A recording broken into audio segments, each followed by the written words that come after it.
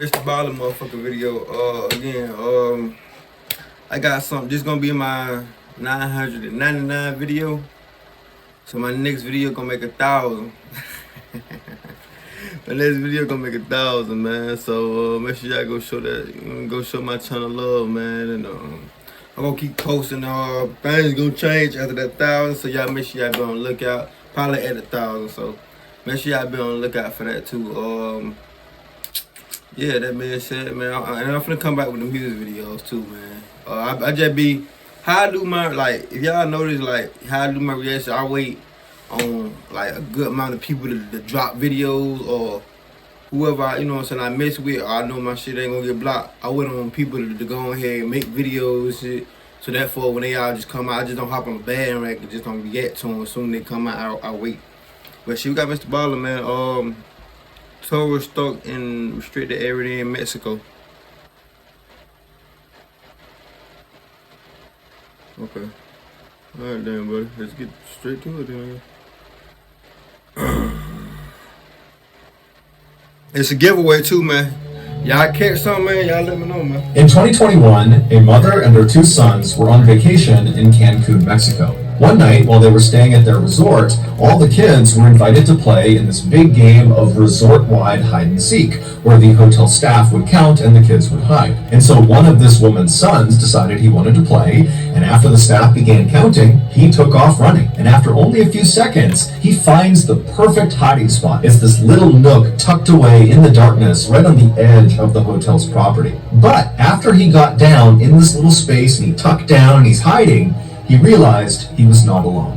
But before we get into that story, if you're a fan of the strange, dark, and mysterious delivered in story format, then you've come to the right place, because that's all we do, and we upload once a week. So, if that's of interest to you, the next time you're serving ice cream at the local county fair and the like button comes up to you and asks for a vanilla cone, give them one, but don't use vanilla ice cream, use vanilla mayonnaise. Also, please subscribe to our channel and turn on all notifications so you don't miss any of our weekly uploads. Okay, let's get into today's story.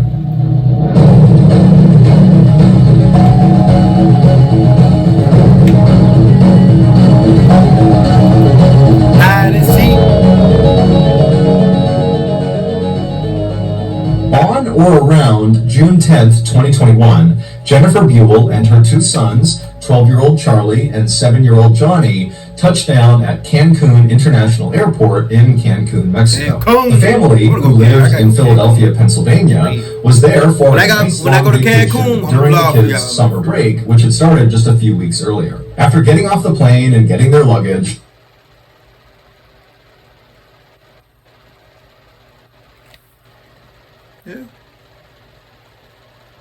one night while they were staying at their resort, and so one of this woman's sons decided he wanted to play, and after the staff darkened the steering. Also, please subscribe to our channel during the kids' summer break, which had started just a few weeks earlier. After getting off the plane and getting their luggage, the Buell family made their way out of the airport, and they hopped on a shuttle that brought them to their resort. They were staying at Club Med Cancun, which is a very popular all-inclusive family resort that's located right at the tip of the Riviera Maya. And the Riviera Maya is just stunningly beautiful. It's this stretch on the western side of the Yucatan Peninsula in Mexico that's basically all white sand beaches and beautiful clear turquoise water. But Club Med Cancun's fabulous location was not the only reason why families loved going there so much. Club Med, the huge hotel company behind this particular resort, is known for their Gentil Organisateur. They call them GOs for short. And basically, these are staff members employed by Club Med at all of their locations everywhere in the world, whose sole job is to make sure the guests staying at their hotels have a truly unforgettable experience.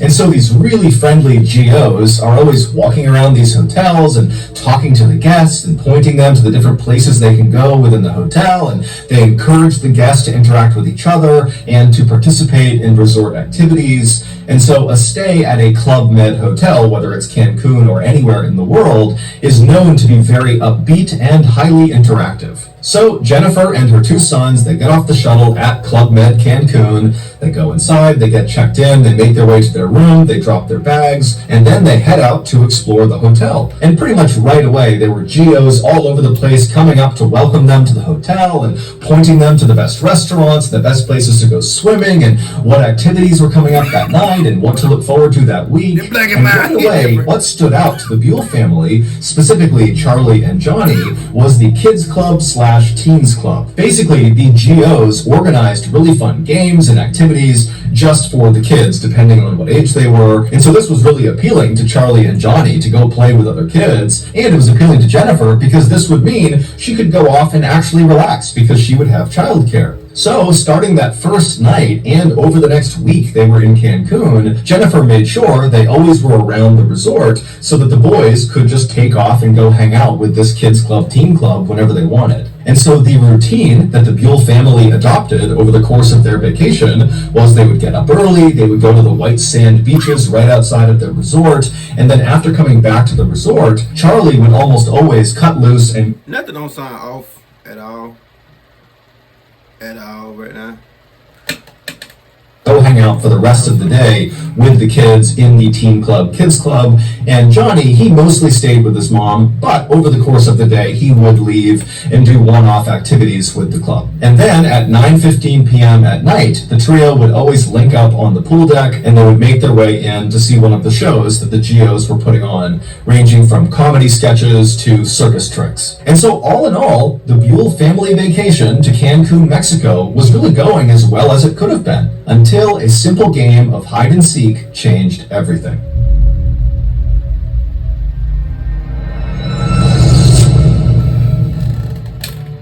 Today's video is sponsored or Vic Forget and Spent alert you of subscriptions you've forgotten. Then Rocket Money is /Mr.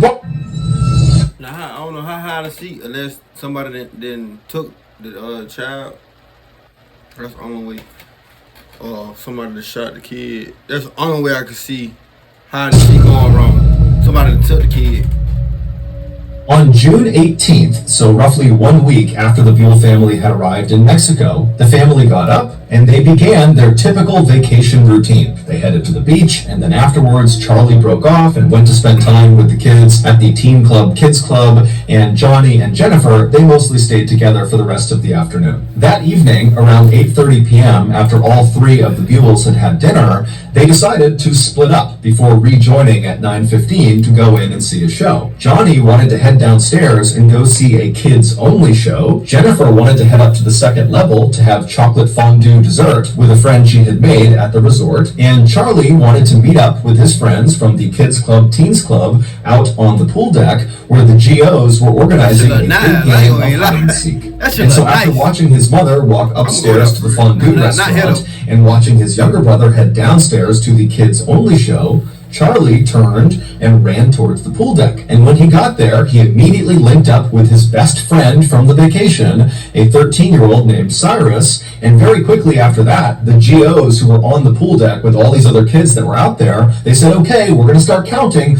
You guys all hide. And so the GOs, they walked to the side of this big pool deck, they covered their eyes, they began counting, and all the kids, Charlie and Cyrus included, scattered to find the best hiding spot. And right away, as Charlie and Cyrus are looking for places to hide, they're seeing the other kids are taking up all the best hiding spots. And so for a second, they're panicking. They're not going to have a good spot. Then, both of the boys looked over to the side of the pool deck, and they realized there is a perfect hiding spot that nobody's taken. Around the outside of this huge open-air pool deck was a metal fence. It was only a couple of feet tall, and it was made up of metal bars, so you could see right through it. It was basically in place just to denote the edges of the resort property. And on one length of this perimeter fence, the south side of this fence, there was a gate built into this fence. And this gate was almost always closed and locked. The only time it was opened was when a GO or another hotel staff member would open it to lead guests out of the resort property to go off and do some excursion. But for some reason, on the night of June 18th, this fence was wide open. On the other side of this fence was just a small rectangular platform that jutted out about 10 feet from the pool deck, same level as the pool deck. And if you were standing on this platform with your back to the pool deck, on your left side would be a very small flight of stairs, just a couple of steps going down. And so Charlie and Cyrus, they look over and they see this gate is open, and they know there are those stairs kind of tucked down below the platform, and they're thinking, if we crouch down on those steps, no one will see us from the pool deck. We'll be obscured from view. And so Charlie and Cyrus, they run over to the open gate, they go through, they walk down a couple of steps, and they kind of tuck themselves down so they can barely look up and over onto the pool deck to see if anyone's coming, but they can tell there's no way anyone is going to see them unless they literally walk through the gate and are looking down the steps at them. And so Charlie and Cyrus, they're giggling with excitement because they know they have found the perfect hiding spot. And they're listening as the GOs are calling out, okay, ready or not, here we come. And after a couple of minutes, they're hearing the sound of the GOs finding all the other kids all over the pool deck. You know, there were some really good hiding spots, but eventually all the kids are found except for Charlie and Cyrus. And so Charlie and Cyrus, they start looking at each other and they're really excited about this, but they know no one's going to find them. But right before Cyrus and Charlie stood up and revealed themselves, Cyrus happened to notice there was a hose, like a garden hose, that was draped down the steps that they were on, and for some reason, the water was turned on. And so Cyrus grabbed the hose, and as he stood up, turning away from Charlie, he began spraying the water onto the pool deck, onto the GOs and all the kids who didn't know where they were. And so everybody on the pool deck is suddenly laughing and running away from the water. It's totally chaos, and Cyrus thinks it's hysterical. He's still just spraying everybody down. And then at some point, Cyrus stops and turns to see what Charlie's reaction is to this absolute bedlam that he's created on the pool deck. But when Cyrus turns around,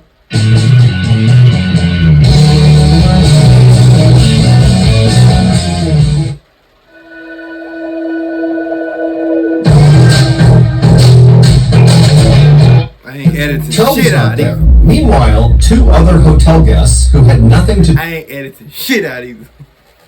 But nah, that don't seem off. Still, like, he ain't said none of that sound really off to me. With this game of hide and seek. It was a mother and her adult son. They were having a meal up in the second floor restaurant that overlooked the pool deck. And as they're sitting there enjoying their meal, they suddenly hear the sound of boys screaming. Now, immediately, they both can tell this is not a play scream. Someone is actually in danger, someone is hurt, something's going on here, and they try to look down onto the pool deck where these screams seem to be coming from, but they can't tell. It's dark out there, they can't see what's going on, and so acting on instinct, the woman and her son just stand up and start running through the restaurant and making their way downstairs. And as they're doing this, the woman's husband actually sees her charging through, and he, along with two other boys that happen to be near him, just start running after them, knowing that whatever's going on is bad, so they have to go help. And so when these five people get down to the pool deck, they hear the sound of the boys screaming again, and they can tell it's coming from that open gate, that platform area where Charlie and Cyrus had been hiding. And so these five people charge through the still open gate, they go out onto this platform, and they look down the little flight of stairs, and they see Cyrus. They don't see anybody else on the platform. It's just this one boy, and he looks totally shaken up, totally hysterical. Say, cuz, did he say with two boys, him and his brother? Whoa, where his brother go? Oh, hell no. Oh, hell no. To this platform, and they look down the little flight of stairs, and they see Cyrus. They don't see anybody else on the platform. It's just this one boy, and he looks totally shaken up, totally hysterical, and it's clear he is one of the boys that was screaming. And then before they could even ask him what was going on, they hear a sound coming from somewhere below the steps, and they all turn, and literally, out of the darkness, Charlie just suddenly emerges, and he looks up at the adults and just says in a very calm voice, "Save me, save me." This normally completely off-limits, fenced-off platform that jutted out past the pool deck where the boys were hiding, that was actually a dock that sat over a swampy lagoon, and underneath that dock was a nest of crocodiles. And when Cyrus and Charlie were on that lower step, the crocodiles had noticed them, and when Cyrus had stood up and began spraying the water onto the pool deck, one of those crocodiles, a 13-foot monster, had come out of the water, turned around, and literally leapt up. I don't know this coincidence, but not last video, but the other video before that with the alligator and shit with Mr. Baller. Now with a kid, at that point, if I were there, you can't have no guns in Mexico, I don't think. I don't know how they gun laws work. But that would have been anywhere but Mexico. Clear the arrow. Hey, you gonna let that baby go, I ain't gonna hold you. Pool deck, one of those crocodiles, a 13-foot monster, had come out of the water, turned around, and literally leapt up onto those steps, bit Charlie by the leg, and pulled him into the water. The screams that woman and her son had heard while they were in that restaurant were Cyrus's and Charlie's, because initially when Charlie was pulled into the water, he didn't go directly under, and so Cyrus had managed to grab onto Charlie's arms, and he was trying to pull Charlie out of the crocodile's mouth, and the two of them were screaming for help. But by the time that woman and the other 4 people got down to the platform, Cyrus lost his grip on Charlie, and the croc and Charlie went under the water. And so those 5 people were standing there when the crocodile and Charlie just came back out of the water. And that's when Charlie was saying, "Save me, save me." He was in the crocodile's mouth. And when these 5 people saw Charlie and understood what was going on, without any hesitation, the adults leapt into the dark lagoon waters that are clearly infested with crocodiles and began beating the crap out of this crocodile. And while this melee is happening in these dark the crocodile's mouth. And when these 5 people saw Charlie and understood what was going on, without any hesitation, the adults leapt into the dark lagoon waters that are clearly... I ain't never heard nothing like this. Whoever them 5 people that jumped in that water, they need to have a month, get them some money, something. I ain't gonna even lie to you. Boy, that's tough. I ain't never heard nobody doing that. And when these 5 people saw Charlie and understood what was going on, without any hesitation, the adults leapt into the dark lagoon waters that are clearly infested with crocodiles and began beating the crap out of this crocodile. And while this melee is happening in these dark, murky lagoon waters with crocodiles everywhere, someone had gone into the fondue bar and told Jennifer, "Your son's being attacked by a crocodile." And she instantly leapt up and just ran across the restaurant, knocking anything over that was in her way. And finally, she got downstairs to the pool deck. She went through that gate out to that platform, and she saw her boy. Charlie was laying on his back, surrounded by totally frantic and hysterical adults. Charlie's leg looked like it had been through a meat grinder, but Charlie was awake, and he was talking to the adults near him. In the time it took Jennifer to run through the restaurant and get down to the pool deck, those adults who had leapt into the murky lagoon water to fight with this crocodile had literally beaten it so badly that it released Charlie. And according to the people who watched this happen, if they don't get no money or no benefits or any motherfucking thing, the folks at that hotel did that wrong. Cause y'all know the motherfucking alligator was there. And if y'all don't kill that crocodile, or put a bomb or grenade or something, kill all them alligators that's around there for punishment, cause you don't know who it is, they wrong. Crocodile was putting up an unbelievable fight. It was whipping its head side to side, tearing into Charlie's leg. It kept pulling Charlie deeper and deeper into the water, and these adults just didn't stop. They were yanking on this crocodile, punching its eyes, gouging its eyes, and finally it worked. When Charlie was finally pulled to safety and was laying on the dock, he was in rough shape, and no one knew if he was going to survive or not. But luckily, there just happened to be a trauma nurse who was staying at the resort who came outside. She assessed the situation and she took charge. She stopped the bleeding in his leg and she stayed with him and kept him calm until paramedics finally arrived. Charlie would be rushed to the hospital where he would immediately undergo several surgeries that would save his life. Also, surgeons were able to miraculously save his leg. Initially, it seemed like he might have to have it amputated. As for Club Med, their response to this incident was enormous. Not only did they pay for all of Charlie's medical bills, but they also invested a lot of money into securing not only that fence and gate that led to the dock where he was attacked, but also just generally speaking around the resort to make sure there were no What about the 5 people? Today, Charlie is back in Philadelphia, Pennsylvania with his family, and considering the horrible trauma he went through, he's remarkably well adjusted. In fact, in the Halloween that followed this attack, Charlie dressed up as a crocodile. So that's going to do it. If you got something out of this episode and you haven't done this already, the next time you're working at the local county fair, and considering the horrible trauma he went through, he's remarkably well adjusted. In fact, in the Halloween that followed this attack, Charlie dressed up as a crocodile. So that's going to do it. If you got something out of this episode and you haven't done this already, the next time...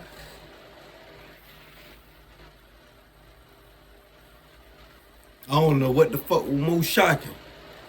The motherfucking story or the motherfucking ending. I ain't never seen nothing petty like that in my life. Boy, hey, he tough. Hey, he tough. Hey, I gotta meet that young guy. That young guy tough. You feel me? Cause me personally, boy, I would have wanted to go out hunting for alligators after that. That was my son. Personally, and that was me personally. I go want to kill alligators all the time.